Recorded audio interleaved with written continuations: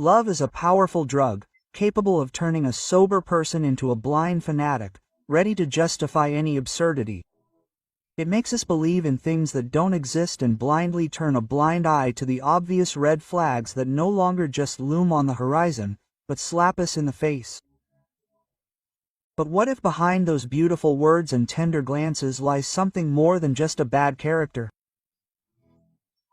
What if these aren't just words, but, as Carl Jung would say, the voice of the shadow of those repressed and unconscious parts of the personality that have seized power? In this issue, we won't dispense banal advice. We'll dig deeper. We'll analyze 12 seemingly mundane female phrases, but we'll do so through the prism of Jungian analysis. We'll uncover the hidden motives that turn a woman into a manipulator and a man into a resource. These aren't just words, they're verbal markers, deadly signals that should make even the most amorous optimist not just pause, but turn around and run without looking back. Ready for the ruthless truth? By the way, if you enjoy this kind of in-depth analysis, not superficial chatter, just let us know with a like and a subscription. It's one click for you, and a powerful signal for YouTube's algorithms to show this video to more people looking for answers. Thank you for helping us grow. By the way, a question at the start, just to compare notes. Who in your circle resorts to such tricks more often? He or she? It would be interesting to see the statistics in the comments. Without naming names, of course, it's important to understand that the problem has no gender, although its manifestations may vary. Part 1. The Debt Trap. The psychology of the phrase, "you must." It's a classic, the eternal and inviolable foundation of any manipulation. The phrase, "you must." These aren't just words. This is an attempt to put a mental collar on you and hand the leash to another person. In healthy relationships, people do things for each other out of desire, out of love, out of partnership. I want to take care of you. I enjoy surprising you. We will solve this problem together.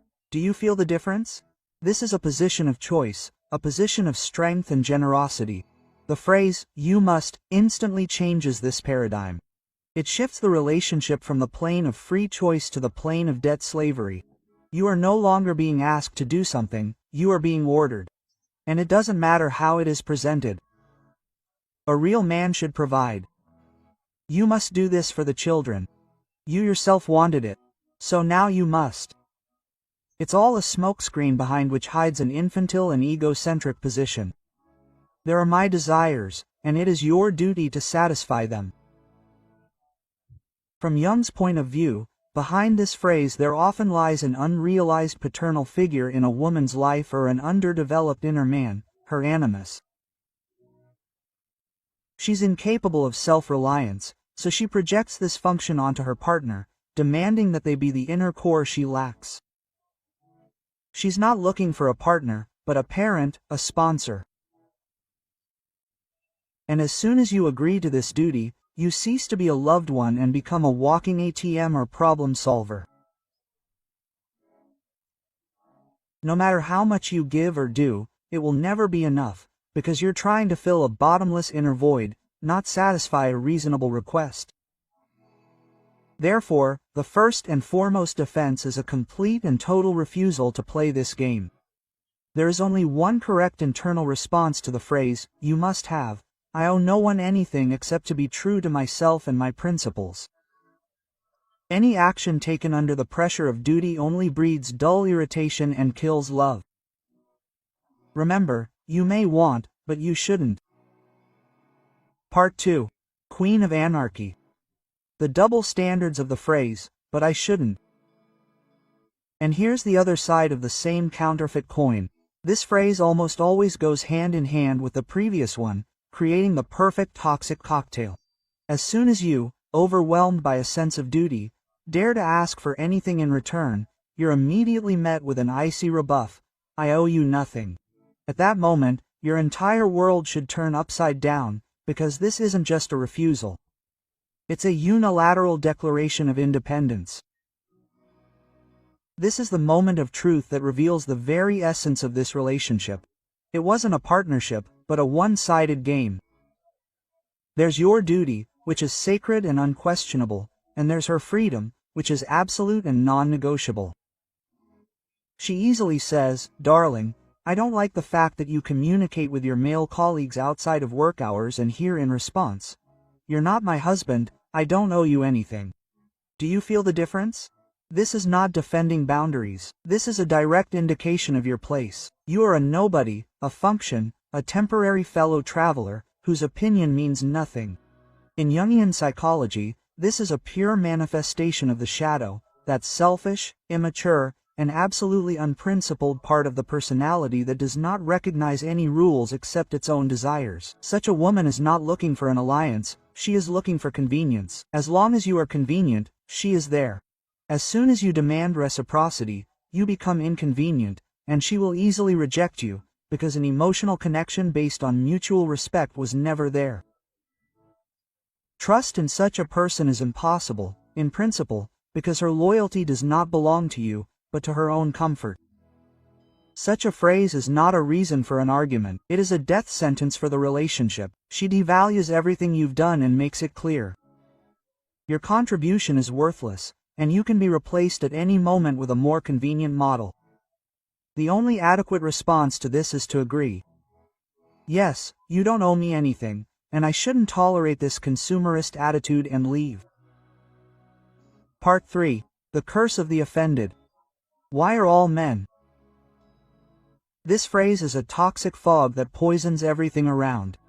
The woman who utters it looks at the world through the distorted glasses of past grievances. She doesn't see you, the individual, in front of her. She sees only a collective image of all those who once hurt her. And yes, by saying everything, she, of course, means you too. For her, you are guilty a priori simply by the fact of your existence. This is a classic example of what Jung called projection. Such a woman has formed a negative image of a man inside herself, the so-called negative animus. She projects this internal image, woven from disappointments, betrayals, and pain, onto each new partner. She is not ready and unable to see in you or a person because it will destroy her usual picture of the world, in which she is the eternal victim, and everyone around her is the aggressor. She is comfortable in this role. It gives her the right to feel sorry for herself and not change anything. A relationship with such a woman is an attempt to prove a theorem that was declared false in advance. You can bend over backwards, be the most caring, faithful, and loving man in the world. It doesn't matter. Every action of yours will be examined under a microscope, looking for a catch. He gave flowers, is hiding something, helped around the house, is trying to make amends for something he hasn't even done yet. She will subconsciously provoke you into conflict, so that in the end she can triumphantly declare, "I told you, I knew you were just like everyone else." It is impossible to convince her, because her conviction is the foundation of her personality. Trying to prove something means voluntarily getting into a meat grinder that will grind up your nerves, time, and self-respect. You'll be good to her, because in her frame of reference, good doesn't exist. You'll just waste years trying to earn the trust of someone who doesn't even trust themselves. But if you think that's the bottom of infantilism, the next phrase will show you there's another floor underneath. Part 4. The Mask of Infantility, a Deadly Trick. I'm a woman. Oh, this is the greatest invention for legitimizing irresponsibility. I'm a woman. This phrase, spoken with the right intonation and batting of eyelashes, should instantly disarm, touch, and make you forget whatever crazy thing she just did. Forgot about the promise. Well, I'm a woman. Spent half my salary on dubious cans of face paint. Quote, what are you starting with? I'm a woman. She flirted with some Vassia right in front of you. I'm emotional. That's just how it happened. I'm a woman. Quote. This is a brilliantly simple way to hide behind a gender stereotype in order to justify absolutely everything. Under the mask of fragility and emotionality lies a cold calculation, to absolve oneself of any responsibility for one's actions. This is the position of an eternal child who does not want and will not grow up. Jung called this archetype Hulathorn, the eternal virgin. This is an adult woman stuck in the psychology of a capricious girl who believes that she can do anything simply by birthright. And the funniest thing is that this trick is considered for some reason an exclusively female prerogative. Try using the mirror argument. Say in response to her hysteria, "Darling, I'm a man, and we men are polygamous by nature. So, perhaps I'll go and get to know your friend better." Well, so what? I'm a man. It sounds absurd, but these are essentially equivalent statements. This is a renunciation of personal responsibility in favor of a primitive biological justification.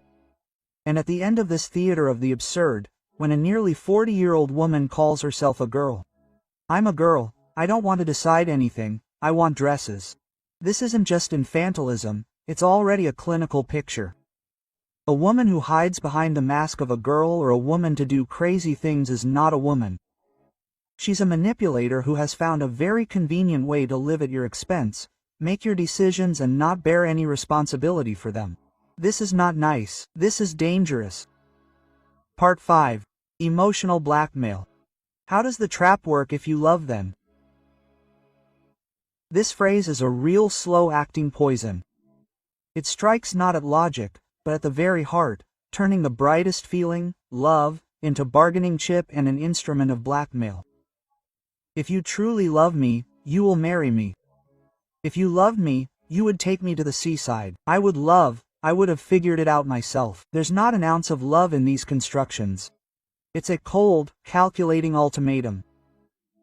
You're put in a losing position. Either you do what I want and thereby prove your love, or you don't and automatically become a heartless egoist who never loved.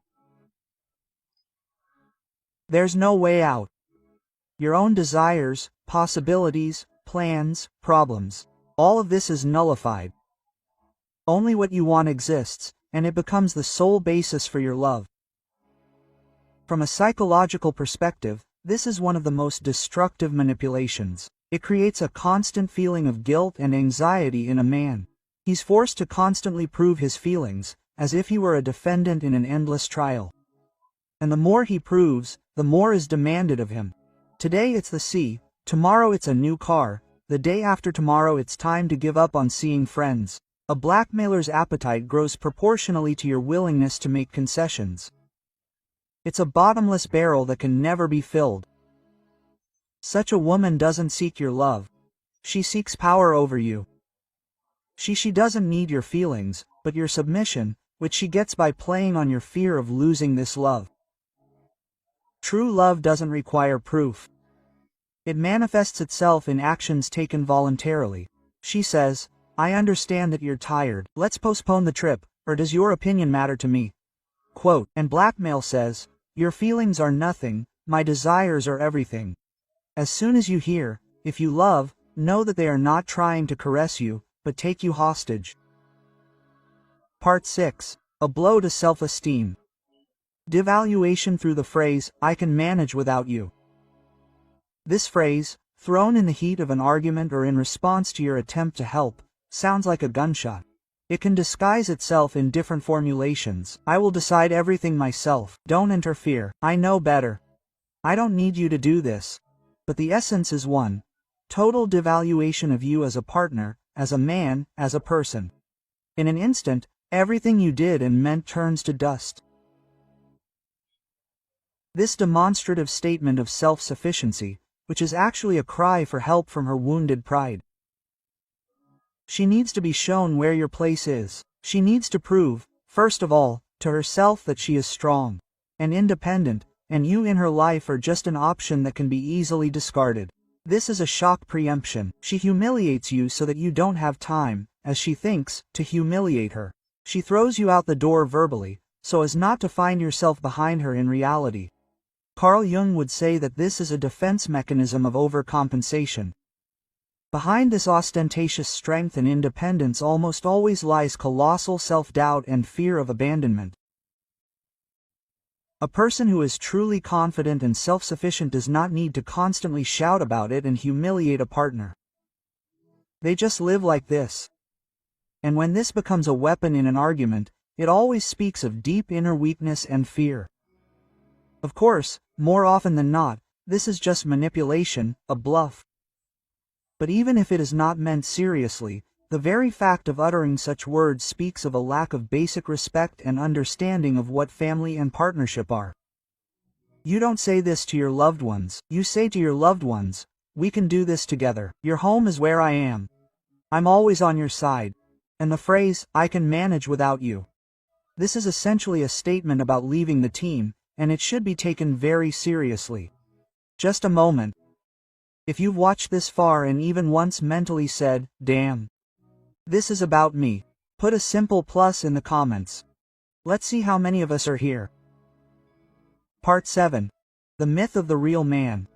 How they make a circus pony out of you.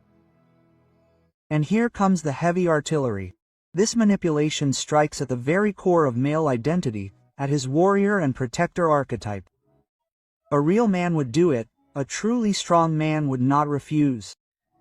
This is not just a phrase, it is a challenge thrown in your face, an invitation to the ring, where she sets the rules.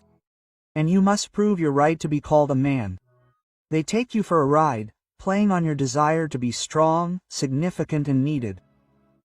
A woman who uses this technique is a skilled trainer. She perfectly sees your ego, your pride, your desire to live up to the ideal, and she presses these buttons like pedals. She is sure that male pride will not allow you to refuse and appear weak. And you begin to jump through flaming hoops, just to earn her approval and confirm your status as a real one. You drag on, you take on her problems, solve her tasks, tolerate her whims, because that's what a real man would do. From Jung's point of view, this is exploitation of your persona, the social mask you wear. You merge so much with the mask of the ideal man that you forget about your true self, your real desires and boundaries. You become not a living person, but a church pony, running in circles for sugar. The adequate answer is here. This is not an attempt to conform, but the destruction of the template itself. And who told you that I am real? For yes, in your frame of reference, I am apparently not real, and I am fine with that. Reveal the manipulation and refuse. This is the act of a real mature man, and not a game of give in. And here we cross the equator. From here, it only gets harsher. The next phrase is a classic of the genre, which even the strongest men fall for. Part 8. Functional approach. The deadly logic of the phrase, "Then why do I need you?"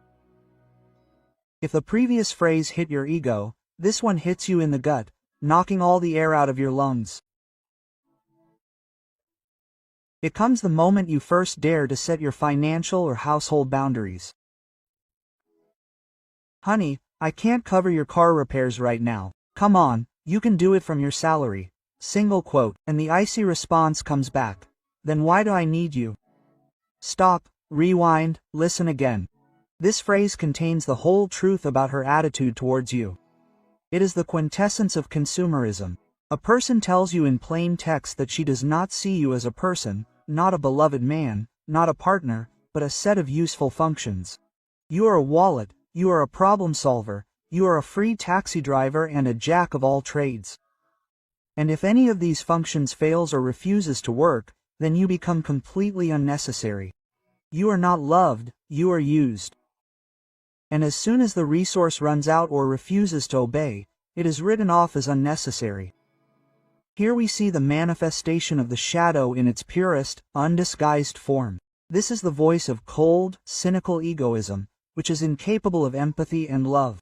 For such a woman, a relationship is not a union of two souls, but a business project in which she is the CEO, and you are a useful asset. And if the asset stops generating profit, it is liquidated. Nothing personal, just business. This is one of those phrases after which there is no need to argue, something prove or try to explain. This is a gift from fate. A person has just saved you years of life by showing their true colors. You can only agree with her logic. Indeed, why, if I'm just a function for you, then we are definitely not on the same path. And leaving her alone with her pragmatism and emptiness. Part 9. Ingratitude as a weapon, when your efforts are met with, "and I didn't ask for it." It's a stab in the back, delivered by the one for whom you just moved mountains. You try, invest, care, do everything to make her happy. You sacrifice your time, energy, money. And then one fine moment, when it seems to you that you deserve at least a shred of gratitude, in response to your reproaches or simply to the mention of your merits, you hear the devastating, "But I didn't ask you." Of course I didn't ask. Not directly. She most likely skillfully manipulated, played on pity, whined, sighed, and she hinted at every possible way she needed money, rest, or your attention. She created all the conditions so that you yourself would want to give it to her. And then, having received what she wanted and enjoyed the result, she easily disavows everything. With this phrase, she nullifies all your efforts. It's as if she's saying, "This was your initiative, your problem. You wanted it yourself, so what's your claim on me?" This is a manifestation of profound disrespect and black ingratitude. Gratitude is the currency of healthy relationships. It is an acknowledgement of another person's value and contribution. A lack of gratitude is a sign of severe infantilism and narcissism. A person incapable of gratitude takes everything for granted. They believe the entire world revolves around them, and other people are merely tools for satisfying their needs. When faced with such a phrase, know that you are dealing with an emotional black hole. No matter how much you invest in it, you will receive nothing in return except a growing sense of emptiness. This is not a woman with whom you can build something bright. This is a consumer who will leave as soon as you cease to be useful to them and without even saying thank you. It would seem that nothing could be more cynical, but the following manipulation strikes not at logic, but at the most basic instincts, and is covered up with a pseudo-medical diagnosis. Part 10. Hormonal Shield. I have a convenient excuse. PMS, this phrase, an indulgence for any inappropriate behavior. Hysteria for no apparent reason, unprovoked tears, caustic reproaches and outright rudeness. All this can be attributed to the mysterious acronym PMS. Yes, of course, hormonal fluctuations can affect mood, but the key word here is influence, not control. An adult, mentally healthy person is able to control their emotions and actions, even if a storm is raging inside. When PMS turns into a universal excuse, it is no longer physiology, but pure manipulation. It is a convenient way to get what you want or to release tension on others, without bearing any responsibility for it. "Oh, I have PMS, I want cake. Take me to a restaurant. I can't do anything in this state, so all the cleaning is on you. What are you bothering me about? Can't you see, I have PMS, I can't vouch for myself." The latter is a direct threat, covered by an imaginary medical condition. Here we see a person's refusal to integrate their shadow, their wild and rational part. Instead of acknowledging the presence of anger or irritability within themselves and learning to cope with it, a woman projects it onto an external factor beyond their control: hormones. "It's not me being angry, it's my hormones." This is a very convenient position, allowing one to remain good in their own eyes while behaving like a complete. Real physical ailments shouldn't be discounted, but it's important to know the line. If a woman calmly says, "Darling, I'm not feeling well today. I'm very irritable, let's not discuss important issues today," that's the position of an adult. But if she uses PMS as a baton to swing and smash everything around her, that's the position of an infantile manipulator, and you definitely shouldn't play along with this theater. Part 11. False bills. Manipulation through wasted years. This is one of the most vile and severe manipulations, because it strikes at your shared past. "I wasted my best years on you. I gave you my entire youth, you jerk." This reproach usually comes when you've stopped living up to her expectations. You haven't caved, you haven't changed the way she wanted, you haven't reached the heights she envisioned for you, and now you're being presented with a bill for all the time you spent together. With this phrase, A woman completely absolves herself of responsibility for her own choices. It's as if she's saying, "My life is a failure, and it's your fault." She presents the years spent with you not as a shared journey, but as her personal sacrifice, sacrificed on the altar of your imperfections. Initially, she saw you not as an individual, but as a project she hoped to remake for herself. The project failed, and now the investor is demanding a refund. This is a total devaluation of your entire shared history, all the ups and downs, all the joys and quarrels, everything you built together. All of this is crossed out and declared a waste of time. After such words, it's impossible to build a future, because the foundation of the past has just been blown up before your eyes. Such a woman will never admit her mistakes. You will be to blame for any problem, because you failed, didn't measure up, and ruined her life. The main thing is not to succumb to this blackmail and don't start making excuses. Ask her directly. For you, our marriage was a mistake. When did you realize this, and why didn't you leave? Most likely, you won't get a clear answer, only more manipulation. But you must conclude for yourself, you were not and are not valued. You were viewed as a tool for achieving happiness. And when that tool failed, they decided to blame it for all sins. And this was the penultimate step, the final chord, which we will analyze as an ultimatum that sounds like a show of strength, but in reality is a cry of desperate weakness. Part 12, Ultimatums of Weakness. What is hidden in the phrase, "I don't like her, find someone else"? And here is the ending, a phrase that sounds like a demonstration of strength, self-confidence, and complete control over the situation. If something doesn't feel right, the door is over there. No one's holding you back. Find someone better. No woman would say this unless she was 100% sure you weren't going anywhere. It's not a proposal. It's a punch to the gut, designed to make you fall over and apologize. This phrase is only used from a position of strength, when a woman understands she has power over you. For example, you live in her apartment, and she knows full well you have nowhere to go. Or you have children together and a mortgage, and she knows you won't dare ruin everything. She's hitting you where you're weak, where you depend on her. It's like hitting a man when he's down.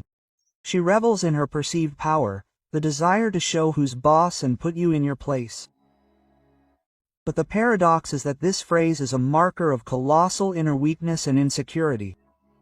A strong and confident partner who values the relationship will talk, discuss, and seek compromises. An ultimatum is only used by those who have no other arguments left. It's her last trump card, and she throws it on the table, hoping you'll be scared and back down. She's convinced of your weakness, that you're too mired in this relationship to escape. And the only way to break this pattern is to show her she's wrong. Don't make a scene, don't beg, but calmly and firmly accept her terms. You're right, I really don't like you, and I'll find someone else. Calmly turn around and leave. This will shatter her perception of you and her power over you. You're not a trash cat to be picked up and thrown away. You're a human being, and if she doesn't value that, then she doesn't care about such a woman. Conclusion. The final part. And now that all 12 phrases have been said, it becomes crystal clear. Love is not a reason to lose your head and self-respect.